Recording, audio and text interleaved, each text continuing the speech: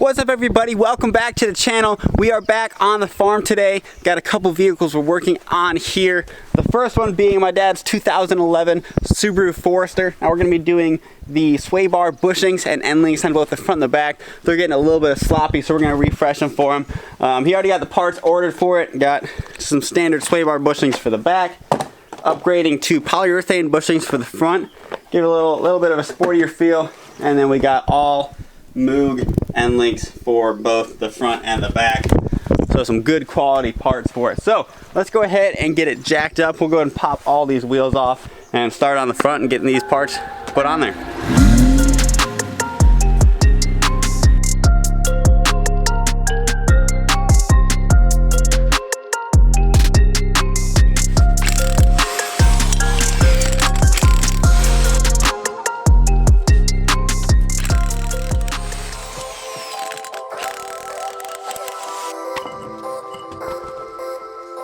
Alright, the wheels are all off the car. I went ahead and tucked them underneath that way just in case we have issues with the jack stands. As a last resort, the wheels will catch the car if I'm underneath working on it. We did run into one small issue when I was taking off this left rear wheel here.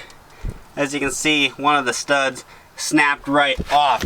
Now, it doesn't look like that's too hard of a job to do on these Subarus. My dad's in town right now, so I'm having him pick up a stud and a lug nut for me. But let's go ahead and pull off the brake disc and the caliper and stuff and make sure it looks like we can get to that easy enough to replace it.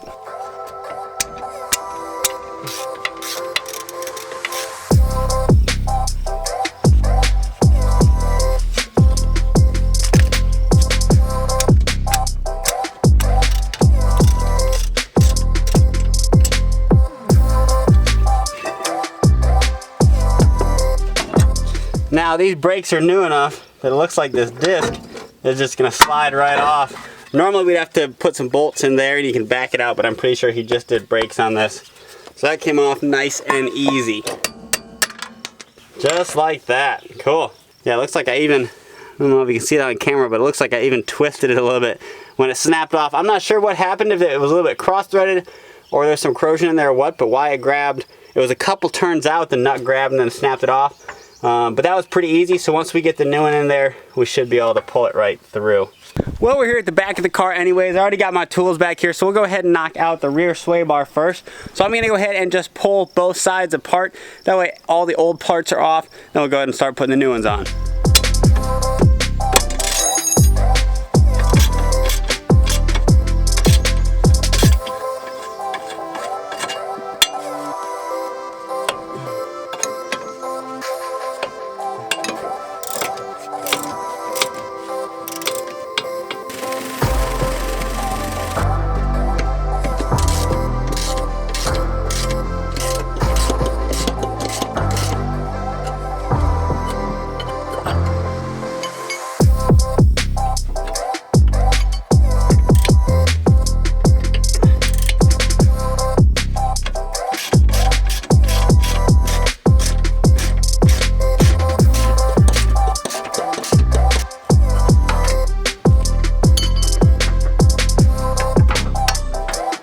So we got the parts off both sides. Let's check out what we're putting back on the car.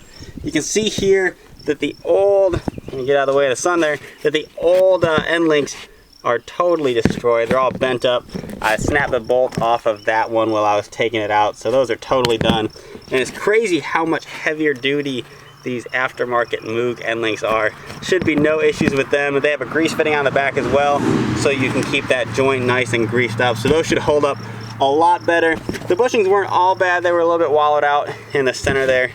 You can see that the newer ones don't have quite as big of a hole in them, so they'll hug the sway bar a little bit better and just freshen that up. So we'll go ahead and get these parts put in, and then we'll go ahead and work on the front.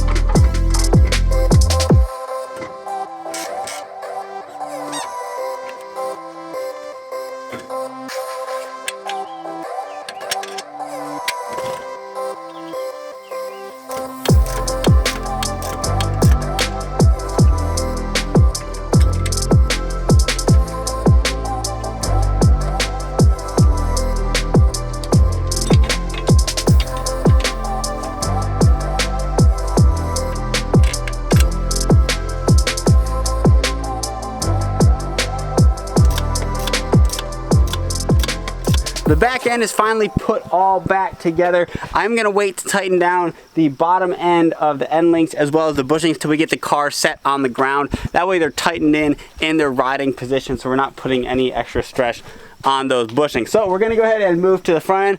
We'll do the same thing. We'll get it all mocked up, and then once we get the car set on the ground, we'll go ahead and tighten it down.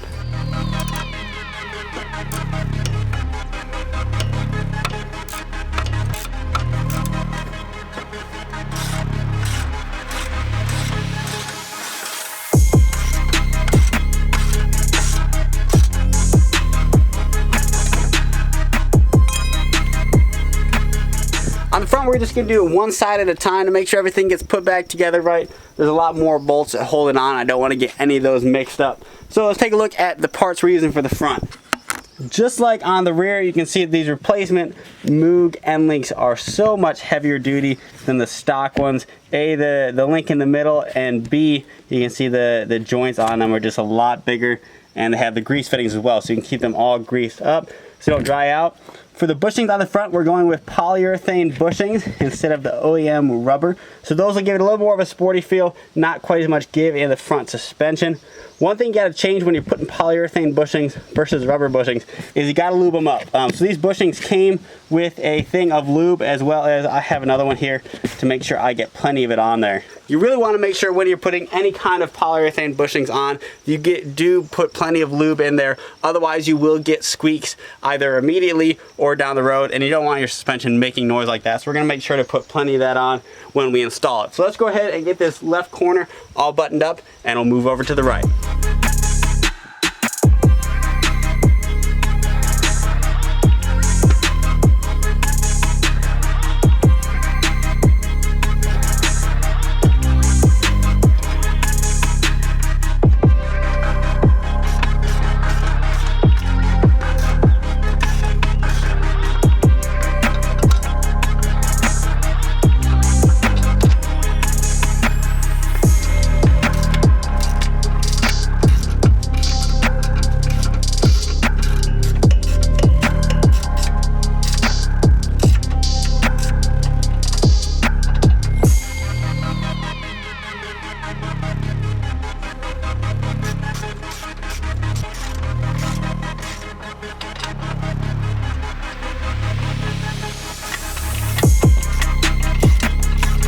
All the sway bar bushing parts are on the car now, so I'm gonna go ahead and get all the wheels put back on, set it down on the ground so I can get everything tightened up.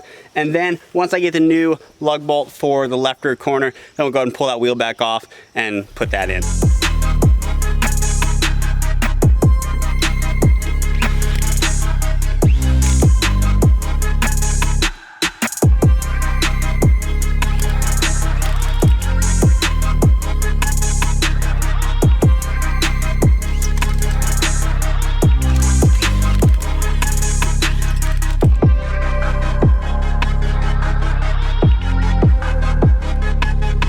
The Subaru is all done now until I get that lug bolt for the rear left side and have a chance to install that. So we're gonna go ahead and take a little break for now and have a little bit of fun. So we're gonna get out my mini bike. Now I've had this bike for a couple of years now. I bought it when I lived down in Tennessee and then brought it up with me. So it was just your standard old Murray mini bike.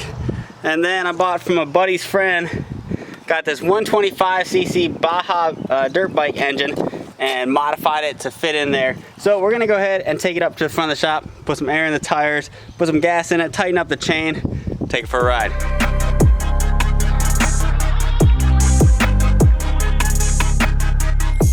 As you can probably tell looking at it, this mini bike was made with only the highest quality of parts. So let me check it out here. We got this professional welding holding on the custom shifter there. We have this, again, professionally fabricated chain tensioner here.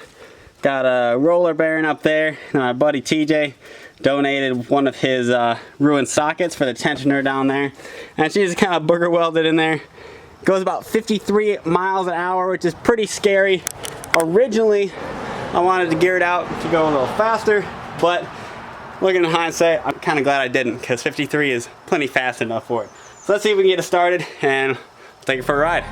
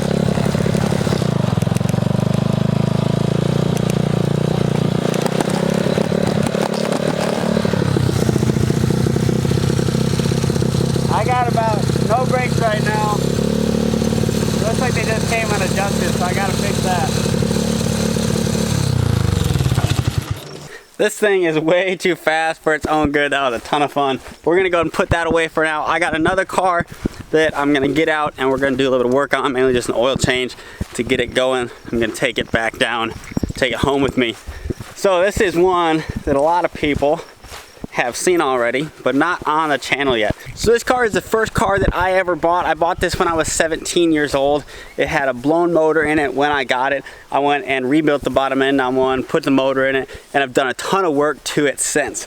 So this is my 1991 BMW 318i convertible. So I store it up here in the winters, put it in the barn. That way it's safe from the snow. But I'm gonna go ahead and get it out for the summer today. So let's go ahead and drop the top. Gonna go and start it up and drive it in front of the shop so we can get the oil changed.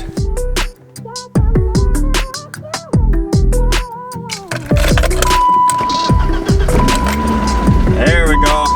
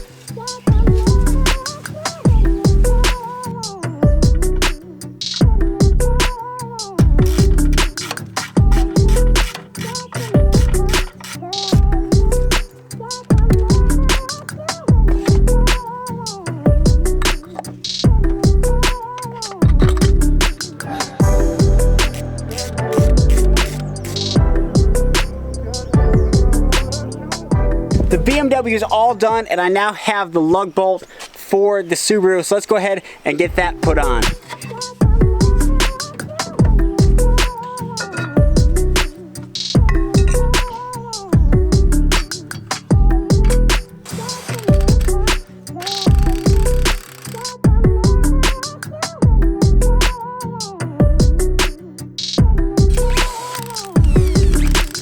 The Subaru is all finished up and out on its test spin. The BMW is all ready to go and to take home and drive for the summer. So that is it for today. I'm gonna get on the road. Thank you so much for hanging out with me, doing all these different things on the farm today. Make sure to hit that subscribe button below to keep up with all my projects that I got going on. Thank you so much for watching. I'll see you on the next one.